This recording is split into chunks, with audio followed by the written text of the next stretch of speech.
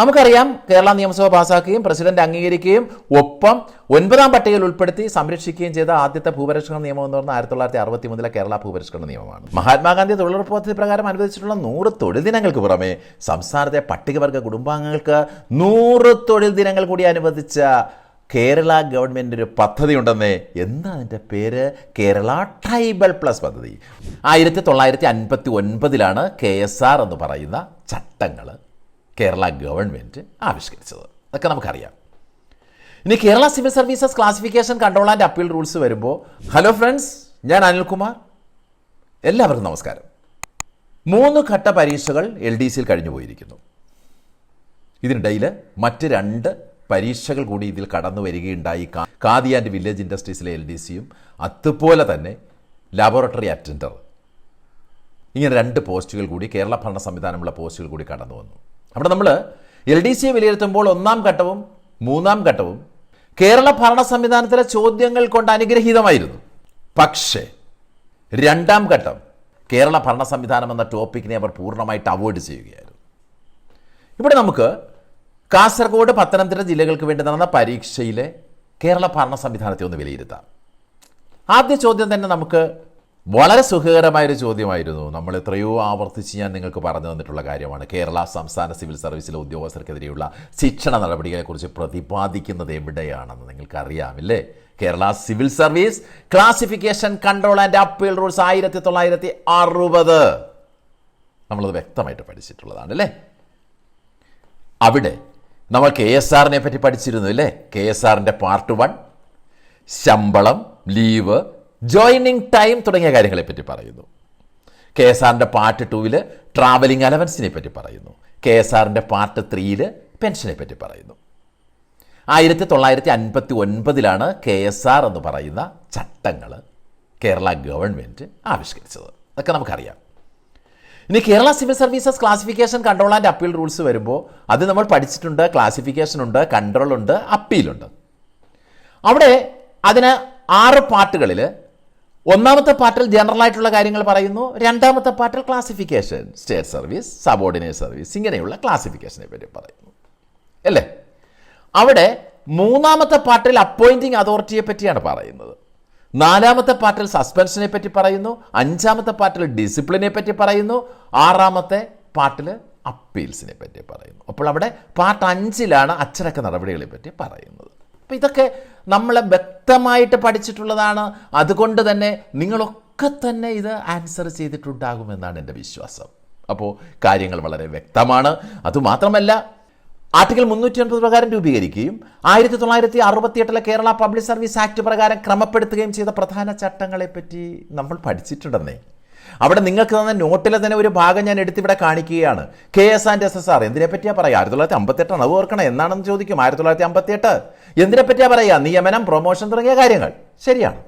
KSR 1959 ശമ്പളം, pension, യാത്രാപ്പടി, ലീവുകൾ, അതിൻ്റെ 3 പാർട്ടുകളുടെ പ്രത്യേകത ഞാൻ പറഞ്ഞു.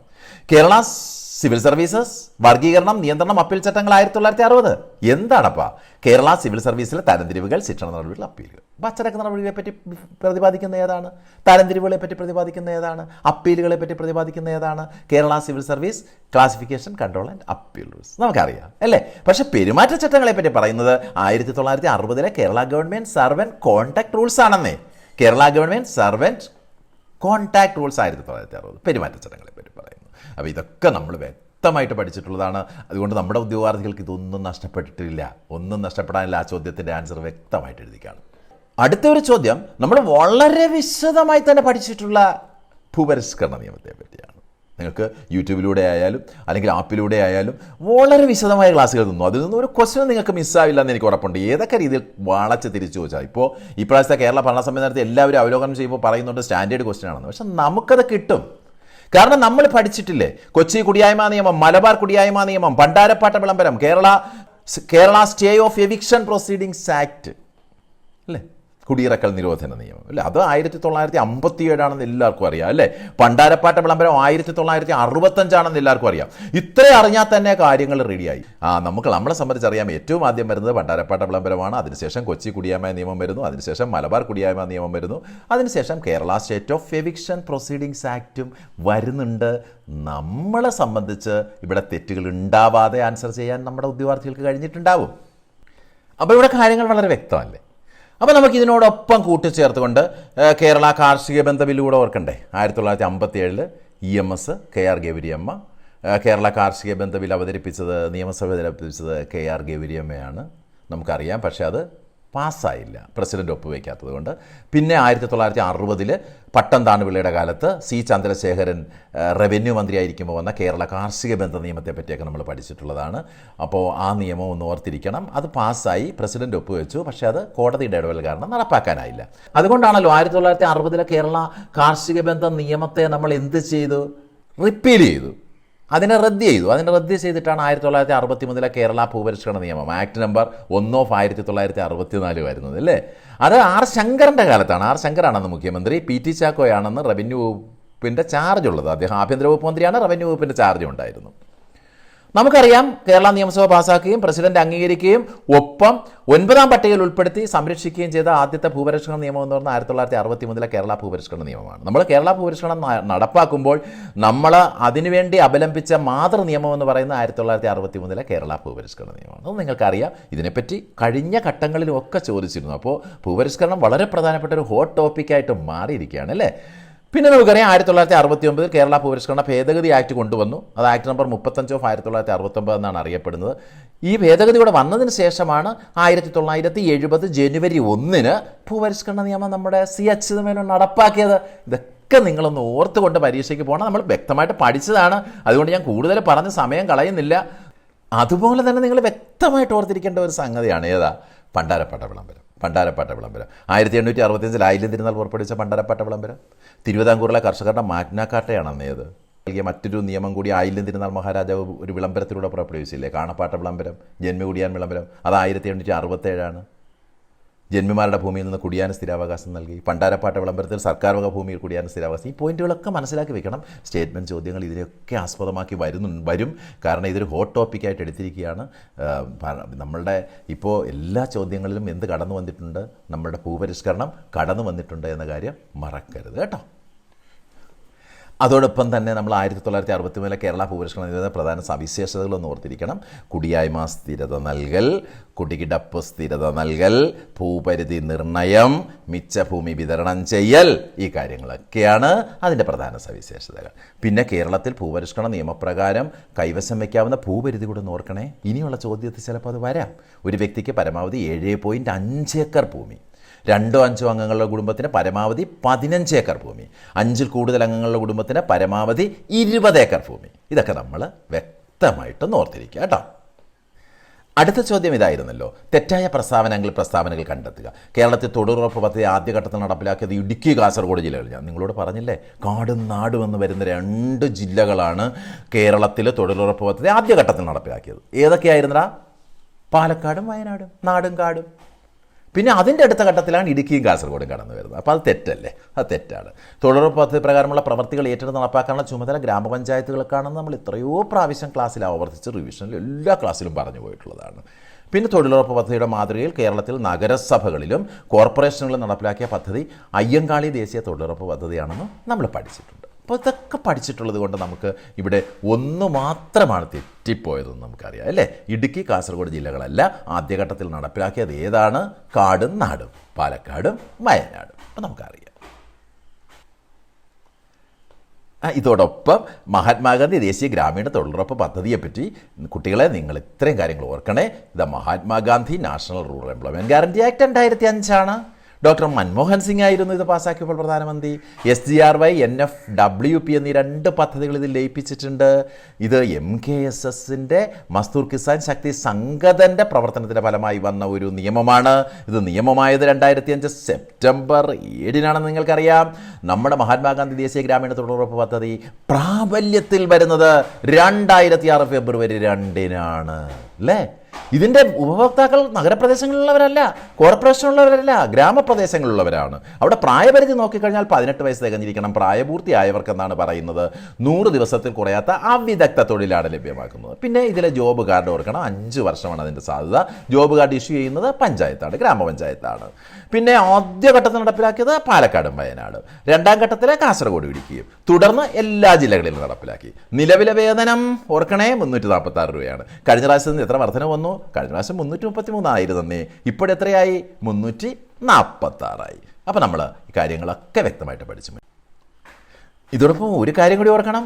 മഹാത്മാഗാന്ധി തൊഴിലുറപ്പ് പദ്ധതി പ്രകാരം അനുവദിച്ചിട്ടുള്ള 100 തൊഴിൽ ദിനങ്ങൾക്ക് പുറമെ സംസ്ഥാനത്തെ പട്ടികവർഗ കുടുംബാംഗങ്ങൾക്ക് 100 തൊഴിൽ ദിനങ്ങൾ കൂടി അനുവദിച്ച കേരള ഗവൺമെൻറ് ഒരു പദ്ധതി ഉണ്ടെന്നേ. എന്താ അതിൻ്റെ പേര്? കേരള ട്രൈബൽ പ്ലസ് പദ്ധതി.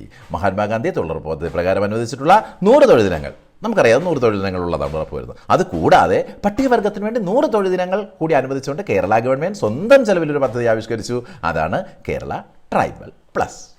കേരള ട്രൈബൽ പ്ലസ് നമുക്കറിയാം അല്ലേ? അടിപൊളിയായിട്ട് നമുക്കറിയാം.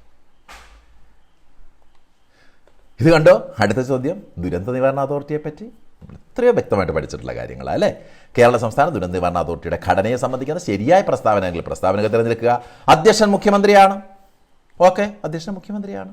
നിലവിലെ അംഗസംഖ്യ 9 ആണ് അവിടെ പറയുന്നത് കേട്ടോ. നമുക്കറിയാം നിലവിൽ ചെയർമാനെ കൂടാതെ 9 കവിയാത്ത അംഗങ്ങൾ ഉണ്ടാകണമെന്നാണ് അവിടെ പറയുന്നത്. അപ്പോൾ ചെയർമാൻ ഉൾപ്പെടെ 10 പേര് വരെ ആകാം അല്ലേ?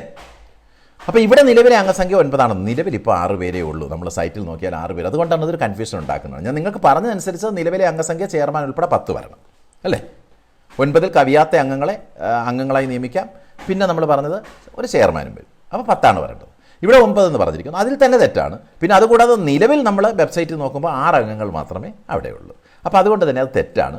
പിന്നെ ഉപാധ്യക്ഷൻ റവന്യൂ ഡിപ്പാർട്ട്മെൻറ്റിലെ അഡീഷണൽ ചീഫ് സെക്രട്ടറി ആണെന്ന് പറഞ്ഞത്. ഇതൊക്കെ എത്രയോ ക്വസ്റ്റ്യനിലൂടെ നിങ്ങൾ വർക്കൗട്ട് ചെയ്തതാണ്. നമുക്കറിയാം നമ്മുടെ റവന്യൂ വകുപ്പ് മന്ത്രിയല്ലേ? നമ്മുടെ റവന്യൂ വകുപ്പ് മന്ത്രിയാണ് അല്ലേ? റവന്യൂ വകുപ്പ് മന്ത്രിയാണ് വൈസ് ചെയർമാനായിട്ട് വരിക, അല്ലെങ്കിൽ ഉപാധ്യക്ഷനായിട്ട് വരിക. നമ്മൾ പഠിച്ചിട്ടുള്ളതാണ്. ഇതാ ഈ ക്വസ്റ്റ്യൻ ഒന്ന് നോക്കൂ. നമ്മൾ 2024 കേരള ബജറ്റിൽ പരാമർശിച്ചുള്ള ഉന്നതി മിഷൻ ആരുടെ ഉന്നമനം ലക്ഷ്യമാക്കിയിട്ടുള്ളതാണ്? നമ്മൾ യൂട്യൂബിന് വേണ്ടി ഒരു ക്ലാസ് ചെയ്തിരുന്നു. പദ്ധതികളെയൊക്കെ അവലോകനം ചെയ്തുകൊണ്ടുള്ള ക്ലാസ് ചെയ്തപ്പോൾ അവിടെ ഈ ഉന്നതിയെ പറ്റി നമ്മൾ പറഞ്ഞിരുന്നേ. 2024 കേരള ബജറ്റിൽ പരാമർശിച്ചുള്ള ഉന്നതി മിഷൻ ആരുടെ ഉന്നമനം ലക്ഷ്യം വെച്ചിട്ടുള്ളതാണ്? പട്ടികവർഗ വിഭാഗങ്ങളുടെ ഉന്നമനം ലക്ഷ്യം വെച്ചുകൊണ്ടുള്ളതാണ് ഉന്നതി. അതുപോലെ തന്നെ ഈ പട്ടികജാതി പട്ടികവർഗത്തിന് വേണ്ടിയുള്ള വെബ്സൈറ്റും അറിയപ്പെടുന്നത് ഉന്നതി എന്നാണ് കേട്ടോ. അപ്പോൾ അത് വളരെ വ്യക്തമാണ്. നിങ്ങൾ എല്ലാവരും ആൻസർ ചെയ്ത് കാണും. ഇനി ചെയ്യാൻ പോകുന്നവർക്ക് ഈ ചോദ്യങ്ങളൊക്കെ ഒരു മാതൃകയാണ്. അപ്പോൾ ശ്രദ്ധിച്ച് മുന്നോട്ട് പോവുക. അടുത്തൊരു ചോദ്യം, കേരള സർക്കാർ അവതരിപ്പിക്കുന്ന ജീവിതാനന്ദം പദ്ധതി സംബന്ധിച്ച് ശരിയായ പ്രസ്താവന തിരഞ്ഞെടുത്ത് എഴുതാൻ. ഇതൊരു കറണ്ട് അഫയേഴ്സ്. നമ്മുടെ കേരള ഭരണ സംവിധാനം ഒന്നും പറയാം, കറണ്ട് അഫയേഴ്സ് എന്ന് പറഞ്ഞാൽ നിങ്ങൾ ഈ അടുത്ത് തന്നെ പത്രത്തിൽ വായിച്ചു കാണും. സർക്കാർ ജീവനക്കാരുടെ ശമ്പളത്തിൽ നിന്ന് നിശ്ചിത തുക ഈടാക്കാനും വിരമിച്ച ശേഷം മാസം തോറും തുക തിരികെ നൽകാനും ലക്ഷ്യമിടുന്ന ഒരു പദ്ധതിയെപ്പറ്റി നിങ്ങൾ സർക്കാർ കൊണ്ടുവന്ന പദ്ധതിയാണ്. പക്ഷേ ജീവനക്കാരിൽ നിന്നത് വലിയ വിമർശനം ഉണ്ടായി. ഇപ്പോൾ തന്നെ പെൻഷൻ കോൺട്രിബ്യൂഷൻ കൊടുക്കുന്നു, ഇനിയും ഞങ്ങളൊരു കോൺട്രിബ്യൂഷൻ നൽകിയിട്ട് ഞങ്ങൾക്ക് എന്ത് തരാനാണെന്നൊക്കെ പറഞ്ഞ് സംഘടനകൾക്ക് ചർച്ചകൾ വന്നതാണ്. ആ പദ്ധതിക്ക് സർക്കാർ നമ്മുടെ ബഡ്ജറ്റ് പ്രൊപ്പോസലിൽ വന്ന ഒരു സാധനമാണ്. അതിൽ സർക്കാർ കൊടുത്ത പേര് ജീവിതാനന്ദം എന്നാണ്. എന്താണ് ജീവിതാനന്ദം? അപ്പോൾ സർക്കാർ ജീവനക്കാരുടെ ശമ്പളത്തിൽ നിന്ന് നിശ്ചിത തുക ഈടാക്കാനും വിരമിച്ച ശേഷം മാസം തോറും തുക തിരികെ നൽകാനും ലക്ഷ്യമിടുന്ന പദ്ധതിയാണ്. പിന്നെ നമുക്കറിയാം ഇപ്പോഴത്തെ പെൻഷൻ പദ്ധതി NPS ആണ്, നാഷണൽ പെൻഷൻ സ്കീമാണ്. ഇപ്പോൾ UPS എന്ന് പറഞ്ഞൊരു സ്കീം കേന്ദ്ര ഗവൺമെൻറ് പുതുതായിട്ട് കൊണ്ടുവന്നിട്ടുണ്ട്, നടപ്പാക്കിയിട്ടില്ല. പക്ഷേ അത് ജീവനക്കാർക്ക് പ്രയോജനകരമാണെന്ന് തോന്നുന്നു. കാരണം അവസാനം വാങ്ങുന്ന ശമ്പളത്തിൻ്റെ 50% പെൻഷനായി ഉറപ്പുവരുത്തുക എന്ന ലക്ഷ്യത്തോടുള്ളൊരു പദ്ധതിയാണ്. അവിടെ സർക്കാരിൻ്റെ കോൺട്രിബ്യൂഷൻ 10 നിന്ന് 20% ആക്കാൻ ഉദ്ദേശിക്കുന്നുണ്ട്. അതാണ് UPS. അത് യൂണിഫൈഡ് പെൻഷൻ സിസ്റ്റമാണ്. അപ്പോൾ അതും നമ്മുടെ കറണ്ട് അഫയേഴ്സിൽ ഇതിലേക്ക് കയറി വരാവുന്നൊരു കാര്യമാണ്, ഓർത്തോളണം. പിന്നെ NPSനെ പറ്റിയൊക്കെ നിങ്ങളെ ഞാൻ പഠിപ്പിച്ച് തന്നിട്ടുള്ളതാണ്. അതിനെപ്പറ്റിയൊക്കെ നിങ്ങൾക്കറിയാം. നമ്മൾ 2013 ഏപ്രിൽ 1 മുതലാണ് NPS വന്നതെന്നറിയാം. അതിനു മുമ്പുള്ളവരൊക്കെ സ്റ്റാറ്റ്യൂട്ടറി പെൻഷൻ വാങ്ങുന്നവരാണ്. അടുത്തത് ആരോഗ്യകരണം പദ്ധതിയെ പറ്റിയായിരുന്നു. ആരോഗ്യകരണം പദ്ധതിയുടെ ഗുണഭോക്താക്കളുടെ പ്രായപരിധി എന്താണെന്നാണ് ചോദ്യം. നമുക്കറിയാം B ആണ്, 18 വയസ്സിൽ താഴെയുള്ളവരാണ്. 18 വയസ്സിൽ താഴെയുള്ളവർക്ക് വേണ്ടിയുള്ള ഒരു സമഗ്ര ആരോഗ്യ പദ്ധതിയാണ്. സ്റ്റേറ്റ് ഹെൽത്ത് ഏജൻസി നടപ്പാക്കുന്നൊരു പദ്ധതിയാണ് ആരോഗ്യകരണം. പദ്ധതികളെ പറ്റിയൊക്കെ വളരെ വിശദമായി നമ്മൾ പഠിപ്പിച്ചിട്ടുള്ളതാണ്.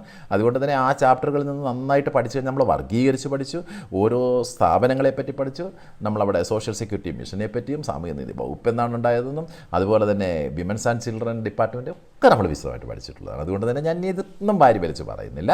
നിങ്ങൾ ആ പഠിച്ച കാര്യങ്ങളൊന്ന് ഉറപ്പിച്ചുകൊണ്ട് ഹാളിലേക്ക് പോയാൽ കേരള ഭരണ സംവിധാനത്തെ സംബന്ധിച്ച് നമുക്ക് ആദ്യഘട്ടത്തിലും മൂന്നാം ഘട്ടത്തിലും കൂടുതൽ ചോദ്യങ്ങൾ കിട്ടി. പക്ഷേ രണ്ടാം ഘട്ടത്തെ അവഗണിച്ചു. പക്ഷേ ഇനി അത് അവഗണിക്കില്ല എന്ന് നമുക്ക് കരുതാം. പ്രധാനപ്പെട്ടൊരു ചാപ്റ്ററാണല്ലോ. അതിൽ അവർക്ക് ക്വസ്റ്റ്യൻ ഇട്ടവർക്ക് വിട്ടുപോയതായിരിക്കാം. അതൊന്നും നമ്മൾ മൈൻഡ് ചെയ്യേണ്ട. നല്ല രീതിയിൽ പഠിച്ച് മുന്നോട്ട് പോവുക. നിങ്ങൾക്ക് കേരള ഭരണ സംവിധാനത്തെ സംബന്ധിച്ച് 5 ചോദ്യങ്ങളാണ് നമ്മൾ പ്രതീക്ഷിക്കുന്നത്. 7 അല്ല 8 അല്ല, എത്ര ചോദ്യങ്ങളും ചോദിക്കട്ടെ. അതിന് നമുക്ക് മറുപടി എഴുതണം. നമുക്ക് നമ്മുടെ LDC പരീക്ഷയിൽ നമ്മുടെ റാങ്ക് മേക്കിംഗ് ക്വസ്റ്റ്യൻസ് ആയിട്ട് കേരള ഭരണ സംവിധാനത്തെ മാറ്റിയെടുക്കണം. അതാണ് നിങ്ങളുടെ കഴിവ്. എല്ലാവർക്കും വിജയാശംസകൾ. Good bye.